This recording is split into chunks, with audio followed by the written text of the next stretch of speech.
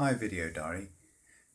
I read a very interesting article today about a method used to help explain the fatigue problems that people with neurological conditions have. And it's called spoon theory. And the idea goes, it's a way of using spoons to represent the amount of energy you have and what happens as you go throughout the day. So, for instance, to represent your total energy levels, you take, say, 12 spoons. So that's your total level of energy. Therefore, so you get up in the morning, you might have breakfast, and to have breakfast takes 2 spoons. So you take 2 spoons away out of the ones that you have. And then to have a shower, get ready, that takes another 2 spoons. So you take those 2 spoons away, and so on. So you can see that you've got a finite level of energy, and everyday tasks, whatever they might be, will consume some of that energy, and therefore, this is brilliant. It's a very clear and fun way of explaining the issues around fatigue, because you very quickly get to the situation where you're running out of spoons. So you might get to you get to a point in the day.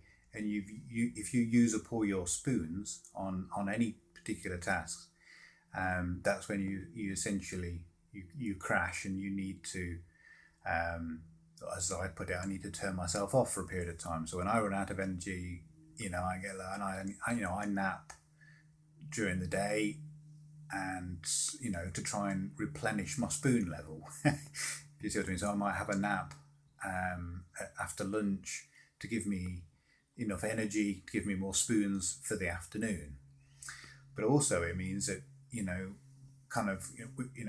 when you have a neurological condition that encompasses fatigue, you understand that I get to a particular point and I might need to make a decision, given my energy levels, whether a particular task is worth using a spoon for. So, for instance, if I take a walk down to the post office, I could use 2 spoons doing that, or I could use those 2 spoons to spend half an hour talking to my son, George, and asking about his day, and having a conversation, or I've got 2. I might have 2 spoons left, and I can either load the dishwasher, or I can spend quality time with my wife. It's a difficult, so you can, I think this spoon approach is very clever, and it also helps explain that if you suddenly use up all your spoons because of say an unusual event, like you're out for the day and you can't have a nap, which happens to me every now and then, you might need to recover. You end up in a bit of a surplus potentially. You're running on empty, and you might wipe yourself out then the following day and spend the whole day in bed recuperating, which is exactly what I do.